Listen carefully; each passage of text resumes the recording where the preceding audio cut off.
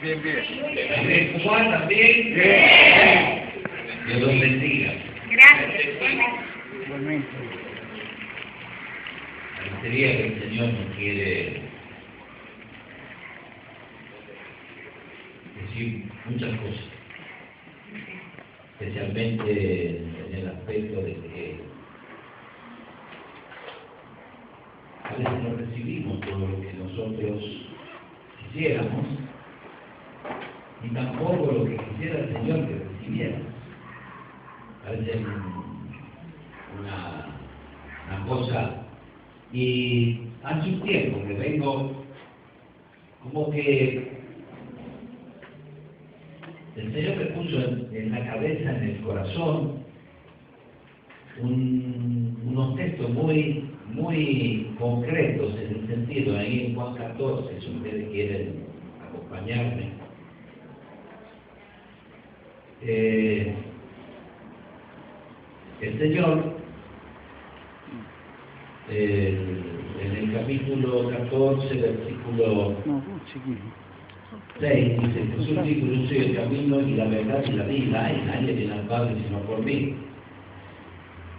En el 12 dice: de cierto os digo, el que en mí cree las cosas las obras que yo hago, él las hará también, y aún mayores hará, porque yo voy al Padre. Luego dice: si me amáis, guardad mis mandamientos.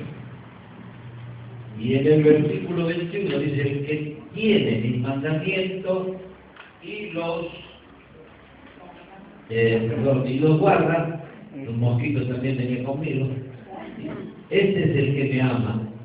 Y el que me ama será amado por mi Padre, y yo le amaré y le manifestaré a él.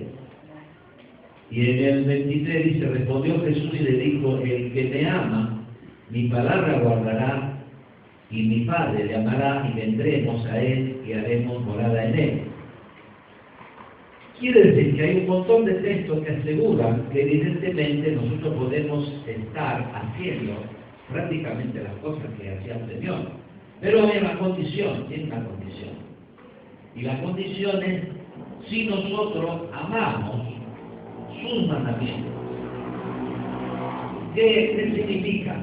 Bueno, si amamos sus mandamientos y los ponemos por obra. Porque la realidad es que nosotros fuimos llamados no simplemente para ser cristianos, sino para ser siervos. Dice la palabra que Dios preparó caminos, sendas de antemano para que nosotros transitemos por él.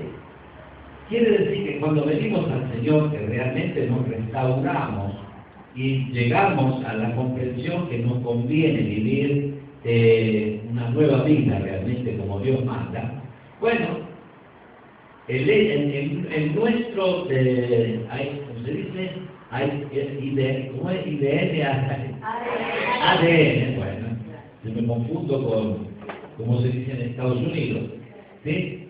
Con el ADN que tenemos viene incorporada el plan de Dios.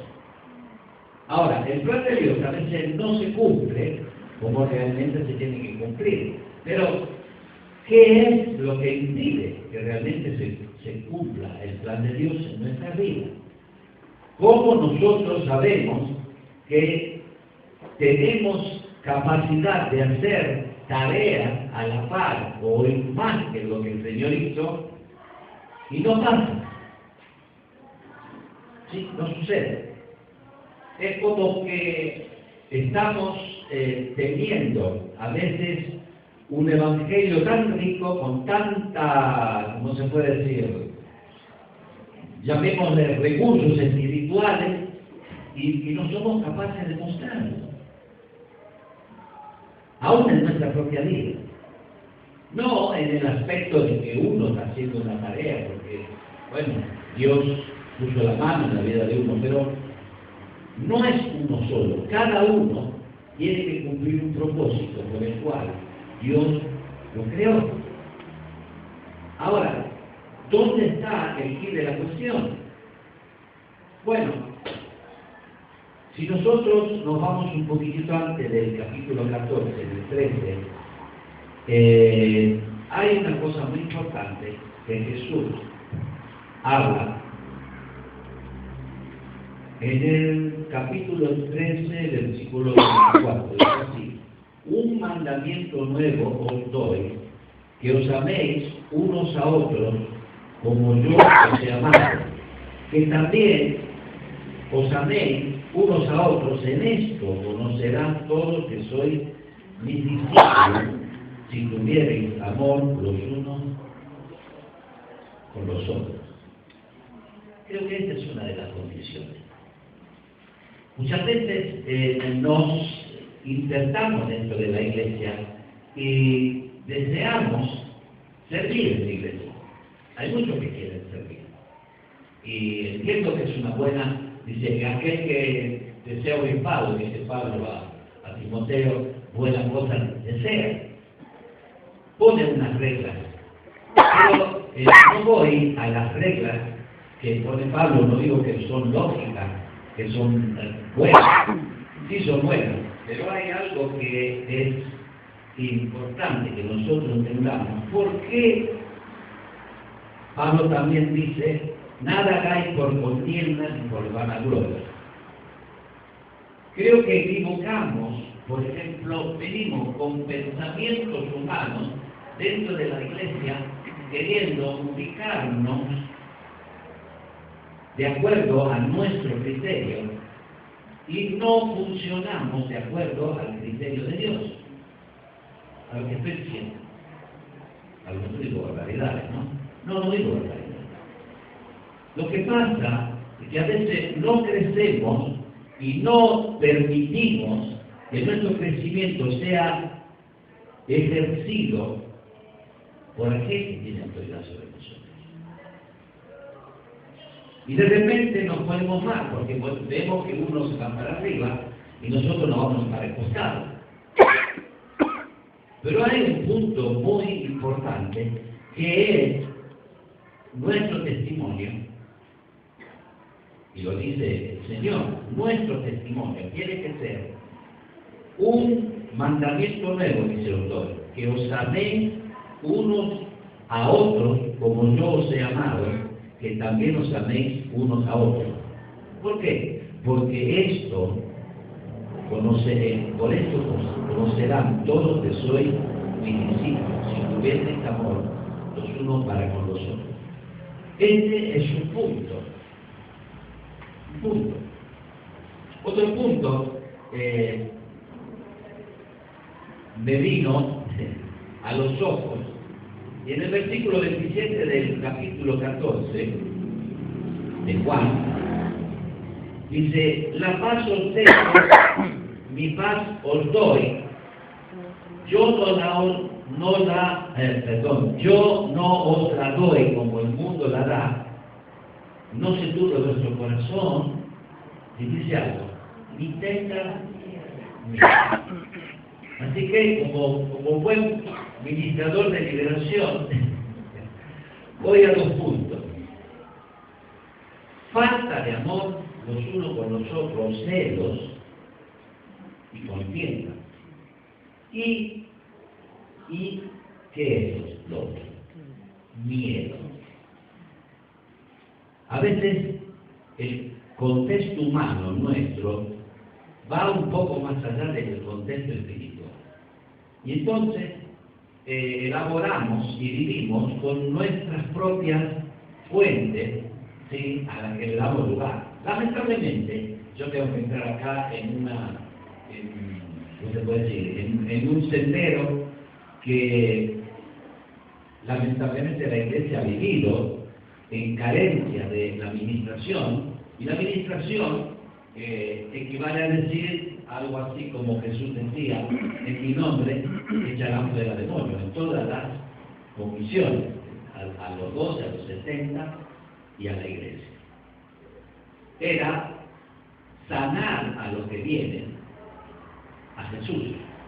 Entonces, cuando no se sanan estas vidas, realmente como tiene que ser, carecemos todavía de la influencia de lo que es humano, lo metemos dentro de lo espiritual. O mejor dicho, catalogamos lo espiritual con lo humano, o vemos las cosas humanas aún en lo espiritual. ¿Qué sucede con esto? Sucede con esto que a veces creamos diferencias, nos trae diferencias a nosotros porque evidentemente otros tienen un mejor puesto. Pero saben una cosa, quiero explicarle algo. Cuando dice que Dios preparó senda de antemano para que nosotros transitemos por ella, significa que nadie lo va a transitar, somos nosotros. ¿Por qué? Porque si Dios lo preparó para mí. Ahora, ¿por qué si Dios preparó sendas de antemano para el otro, yo me preocupo de lo que el otro hace por lo que no hago yo? ¿Por qué? ¿Por qué me tiene que afectar? ¿Por qué tengo que padecer de celos o contienda, como dice Pablo, por situaciones que no la manejo yo, la maneja Dios? ¿Saben algo? Cuando Dios pone un ministerio o una tarea para alguien, es para alguien y nadie se la va a quitar porque Dios la puso. Pero sí uno la puede perder por celos y contiendas. Fuiste levantado para tocar pito, vas a tocar pito toda tu vida y Dios te va a bendecir por tocar pito. ¿Sí?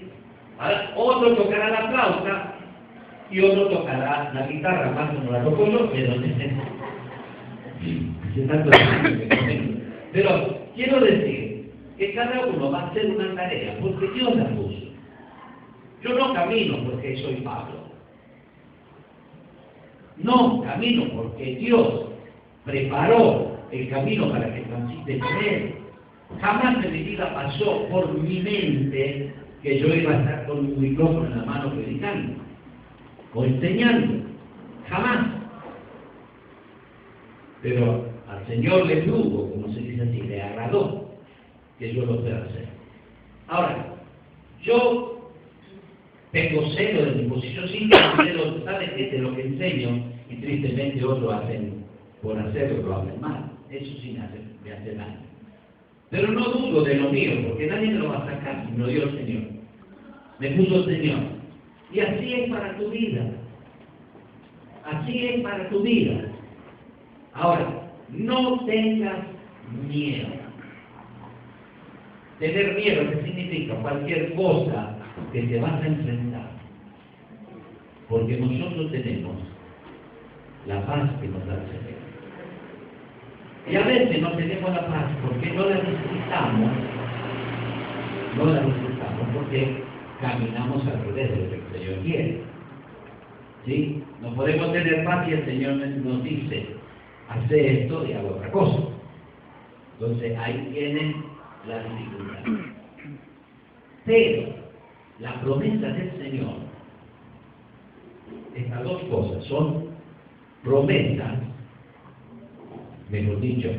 La primera es un mandamiento y lo segundo es una promesa. La paz os dejo, mi paz os doy, yo no os la doy como el mundo la da. No se turbe vuestro corazón. Quiere decir que no tengan ningún temor, dice, ni tengan miedo, ni tengan miedo.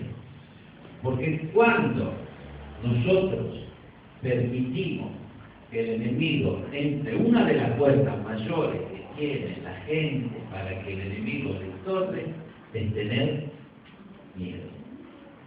¿Usted tiene miedo de una cosa? La tiene.